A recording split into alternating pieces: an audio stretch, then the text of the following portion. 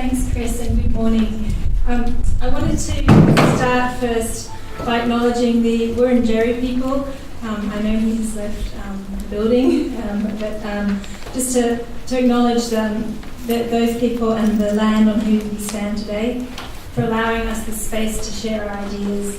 And I also wanted to acknowledge the DLP initiative and the Trobe University, as well as UCL and Birmingham and Australian Aid, for bringing us all together this morning. So it is a pleasure to be with you here this morning, and a real honour to be giving the Adrian Leftwich Memorial presentation.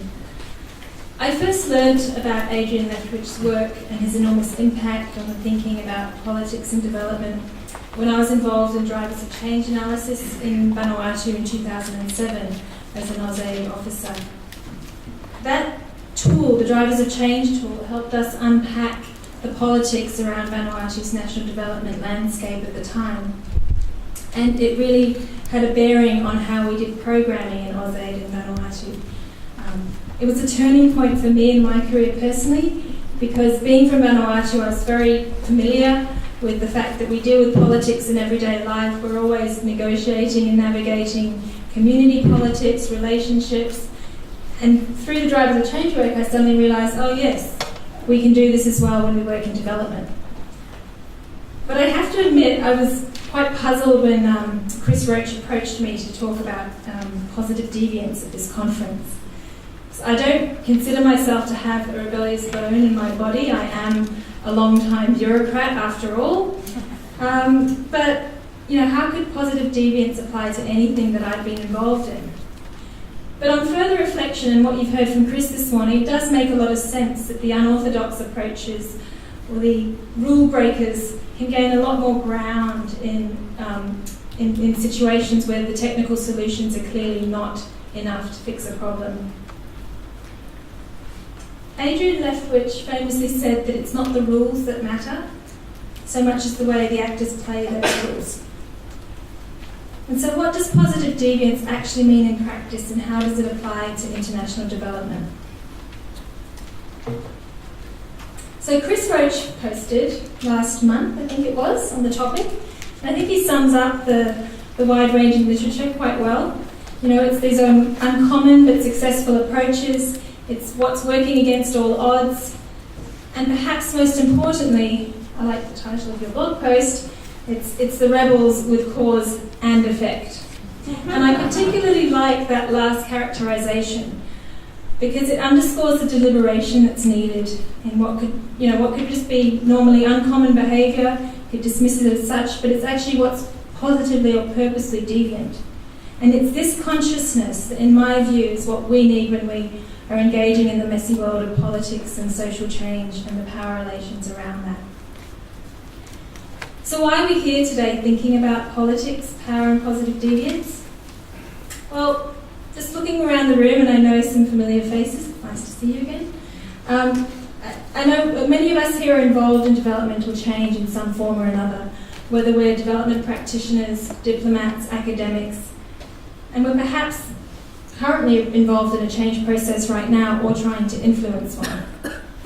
And I think I'm going to assume that we'd all agree that we're here because we also know that the technical solutions alone to development problems aren't enough on their own. But so what is this process of progressive change, and how does it happen? Is there a magical formula that combines a technical solution with the knowledge about the power, the politics around it, and finding the positive deviance, and we'll miraculously get to progressive change? Is it so linear? Well, I don't think so. I'm sure most of you, and Chris I know doesn't think so either. For those of us who work in this space, well, what can we learn from positive deviance, and what can we do differently? How do we create the spaces for new ideas to be tested? And how do we start to ask the right questions of what's working against all odds? So the day ahead, we've got an impressive number of high-caliber sessions which will unpack various threads of this complex but fascinating topic. And to set us up for today, I wanted to share a story and reflect on some of the practicalities of positive change and opportunities for positive deviance. And my story, I think, is applicable to any change process in any sector. I particularly like the resonance of the political settlements framework to thinking and working politically in development, so I'm going to use that quite loosely with a bit of a creative license as the frame of the story that I want to share this morning. So I think we're all pretty familiar with the concept of noisy issues. These are the development challenges or problems that have a lot of mess around them. There's a lot of fraught politics, perhaps there's a lot of media hype, there's a lot of miscommunication, there are competing interests, there's a lot of agendas, there's hidden agendas. Whatever the case, there's a lot of noise to make sense of. And so in my story, the noisy issue I was dealing with was a highly contentious national land reform process in Vanuatu, which began in the early to mid-2000s and continues today. So just a bit of context. Indigenous land rights were the foundation of Vanuatu's independence 35 years ago and have been fiercely protected ever since. And we have a unique dual land governance structure where you have the state, but you also have equal power in the customary leadership. But over time, there was instituted corruption, weak policy, eroding cultural institutions. They were all fueling a rising tension between communities, between clans, between government and within government administration, and with the private sector, both locally and internationally. And this was overburdening our legal system. It was driving much of the political instability in national parliament and affecting economic growth. And all the efforts that had been done to try and address this had really been constrained by limited political opportunities or windows of opportunities for policy reform, because our government changes very regularly. If you follow Vanuatu politics, you'll know. And this impacted on all other areas of Vanuatu's development, whether it was building schools or hospitals. So land was really at the core of Vanuatu's development challenge as well as political challenge. And so by the early 2000s, Vanuatu was at the tip of the so-called Melanesian arc of instability. It was poised to be the next one going into ethnic tension or whatnot. So it really was, in short, quite a mess. And there was no political will or strong leadership to do something about it. So external actors like donors like AusAid, where I was working at the time, were asked to come in and help do something by the Vanuatu government. But donors also carried their own baggage and a lot of suspicion as to why they would engage in an issue so fundamental to Vanuatu's sovereignty. And they would have to be really politically sensitive to do this.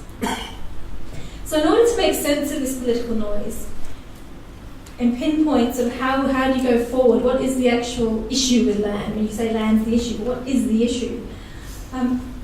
We needed to sift through the rhetoric in the motherhood statements and really try and understand what the motivations were of the noisemakers, so to speak.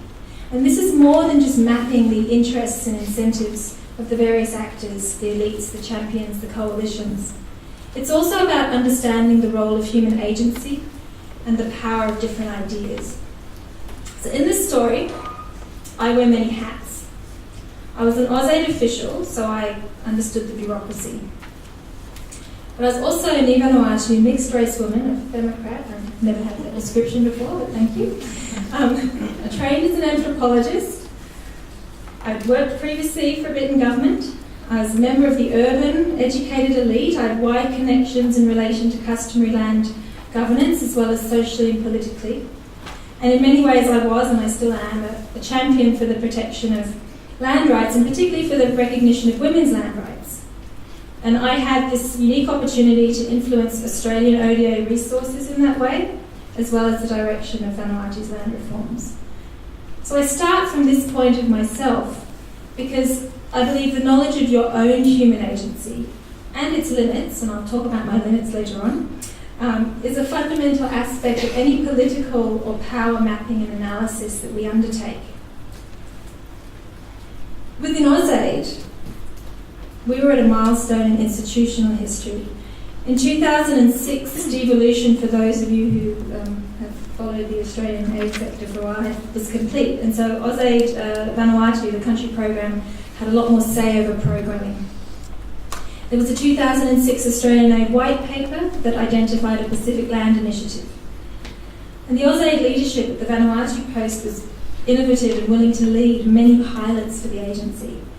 And hence we did this 2007 Drivers of Change analysis, which was the first of its kind done within AusAid, and was greatly influenced by the thinking of Adrian Leftwich, Steve Hogg, and the work that DLP has come to represent. So the political economic analysis that is the Drivers of Change analysis methodology, it helped us map the various change agents in Vanuatu's development landscape, and it also helped inform AusAid how to engage as an external actor. Now, in addition, there were the power dynamics that were shared across Vanuatu's institutions, coalitions, and elite individuals. We had the church, very vocal on land issues, but the social aspects of land issues. Of course, the government had a lot to say around economic growth and access issues. The private sector also had a lot to think about in terms of the business aspect of land. The chiefs were there really focused on conflict mitigation, as well as maintaining their traditional authority over land. The media, the general public, everybody had something to say. So if you're in Vanuatu, you talk about land, you'll have a conversation. But so an issue like land was very much economic, but also social. And identifying the credible voices to lead a reform process was going to be key to its success. So investing upfront in political analysis, political economic analysis, and then power relations in designing a program in response seems relatively straightforward, right? Well, I'd also like us to think about naming and framing as we do this. So once we had the Drivers of Change analysis to help us understand the various actors, the next step was, in making sense of the noise, was to frame the issue, to understand how can it be framed around which a credible coalition for reform can be mobilised. And this was particularly important because all the actors that I've mentioned before were quite fragmented in what they were thinking and doing. And it was quite divisive. And naming the issue and framing it, it's a political process in itself. Who gets to identify and articulate the issue is also, reflective of who has the power in that process. And there are a lot of invisible power dynamics at play. And for Vanuatu's land reform process, should it have been the government framing it, particularly given it was national scale reforms, and who within government? Or, due to our constitution and the social arrangements around land, should it have been the chiefs, given that they were would they be more appropriate, and given as well the widespread suspicion of government? So there was a lot of tension between framing the land issues as an economic sort of growth issue, a very state-centric lens, versus a social protection or rights and security issue, which was very much the chief's sort of rhetoric around it. And then what should a development partner's role be in framing? For an aid donor like AusAid, it wasn't appropriate to frame the land issues for Vanuatu, but we still had to frame it internally to get agency buy-in and to be able to explain AusAid's role in the process. Now, Australia and AusAid carried the baggage of Australia's poor track record with regards to protecting Indigenous land rights, and as an agency, it had traditionally taken quite a prescriptive approach to land reform in other parts of the world. So, for example, in Southeast Asia, in the 90s and early 2000s, AusAid had invested a lot in land titling projects through the World Bank, but this was the antithesis to what Vanuatu wanted. So there was a bit of a departure from how AusAid might have normally operated, and it couldn't have operated in the same way that it would have to operate in Vanuatu.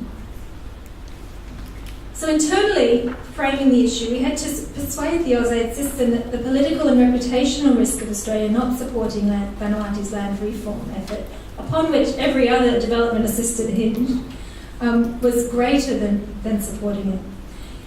And we had to persuade AusAid internally that having a very tailored, nationally, locally driven approach to land was what was needed. You couldn't just take something that was an international way of dealing with land issues and putting it in the Vanuatu context. It would not have worked. So who frames the issues reflects those power dynamics at play in a change process and identifies where respective actors have credibility. But there's also value in having the space to identify convergence of values and the vision for change, essentially creating this space where all the actors can come together to craft a change narrative. And this is important to mobilising critical mass behind it so that it's not just a few voices, it becomes many voices.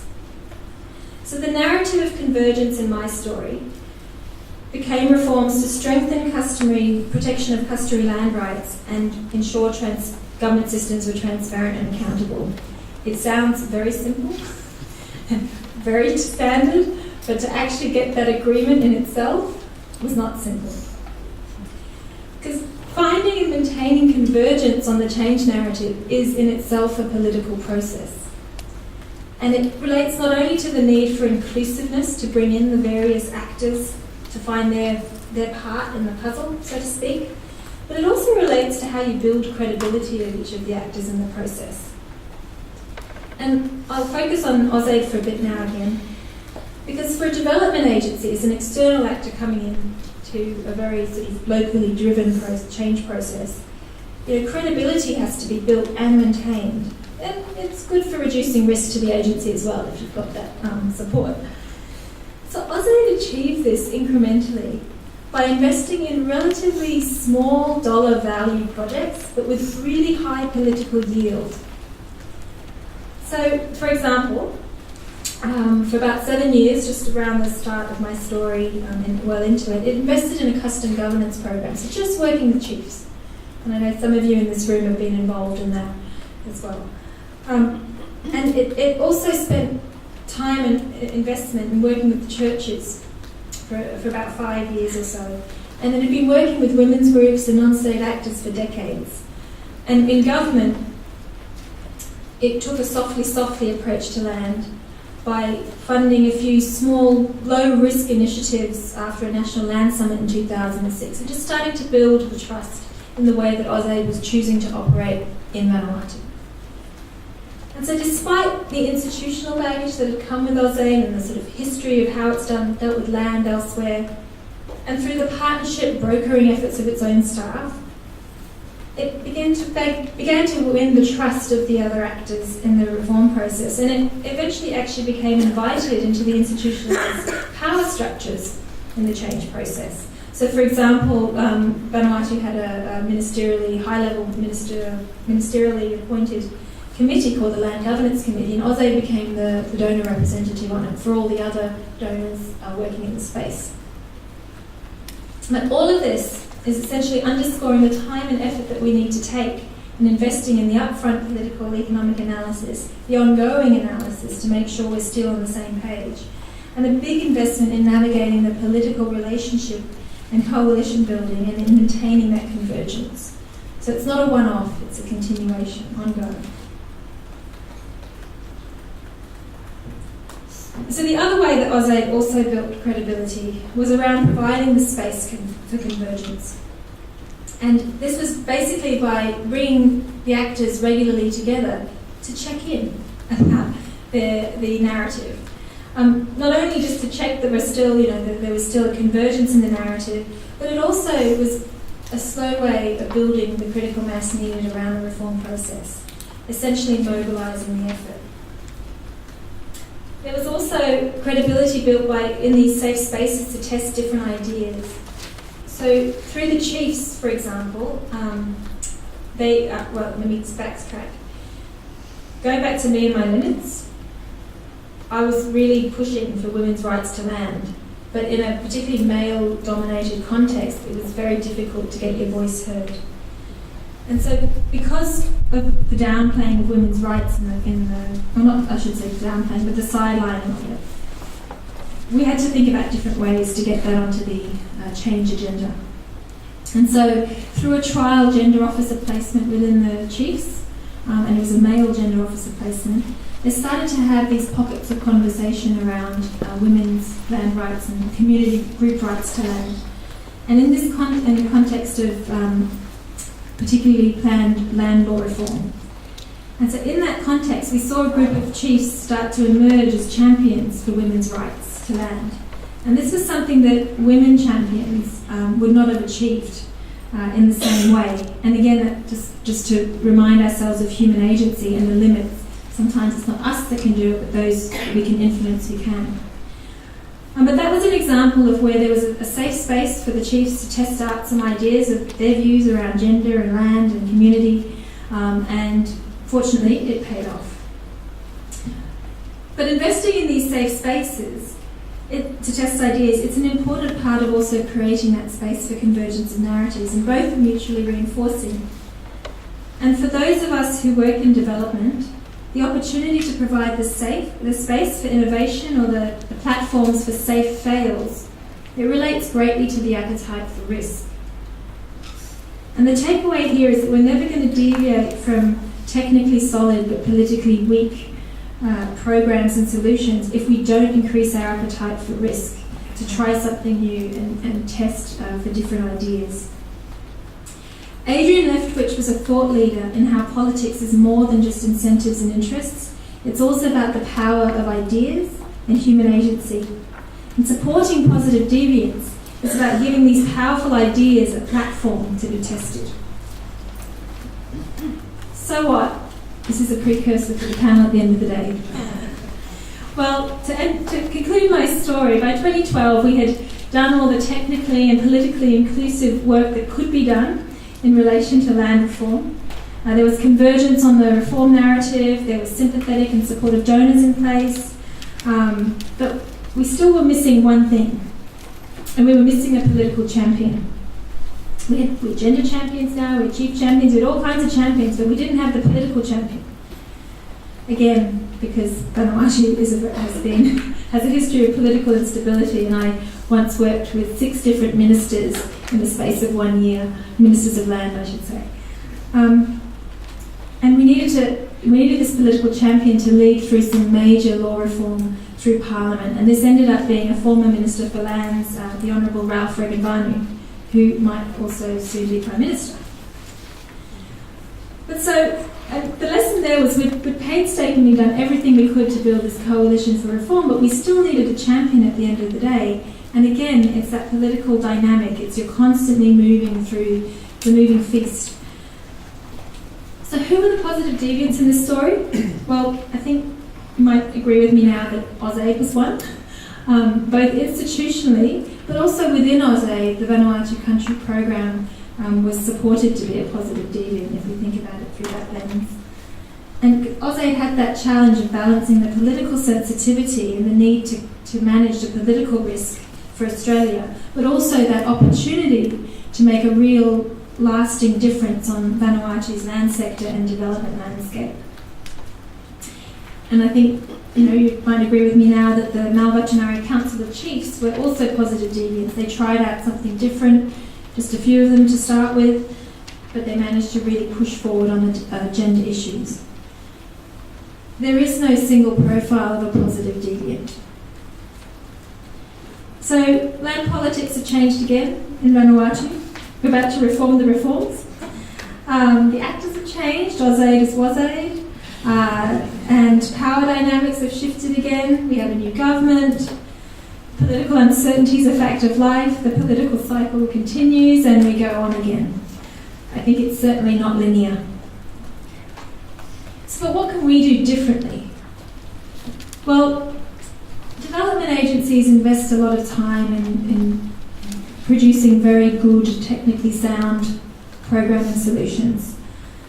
But I think we need to spend a bit more time and a bit more effort in investing in understanding the political dimensions of developmental change and supporting the spaces for innovation and positive deviance.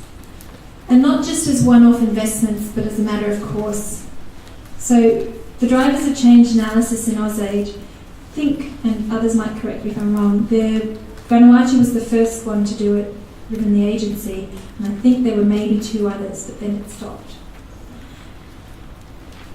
Development institutions need staff who are able to work politically, and I don't just mean around doing the analysis and of actors and context, but also working politically and brokering relations and brokering coalitions. And this is particularly important now in the development paradigm of partnerships and models, because there's a lot of partnership brokering that's needed, so we need those political aspects of the skill set.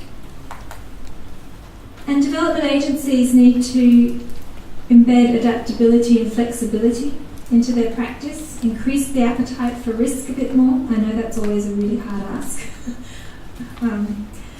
But particularly because if we are going to be serious about social change and developmental change, and this isn't just about fueling the development industry, then we have to accept that there is a dynamism to politics, and if we're serious about doing something, then we need to build that adaptability and flexibility into the way we work.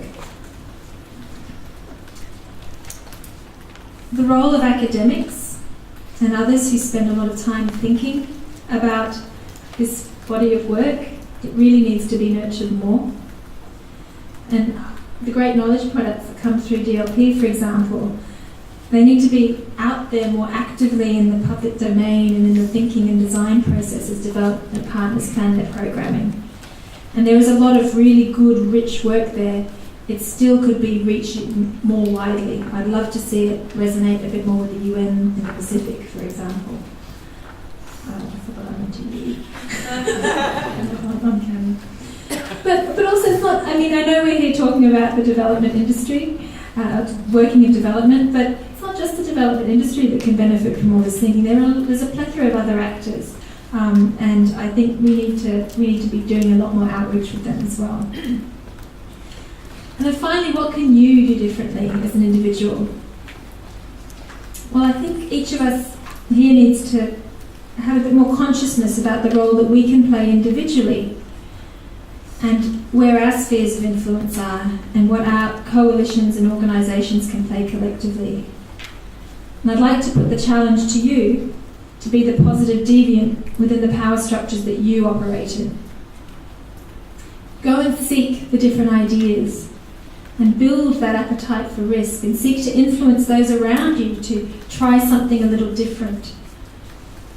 Be your institution's internal champion and agent for change. And to echo Adrian Leftwich's quote, which I began with, it's not the rules that matter as much as the way the actors play with the rules. And so I'd like to end on that note and leave you also with a follow-up quote by Steve Jobs, which I think also highlights the importance and value of positive deviance. Thank you.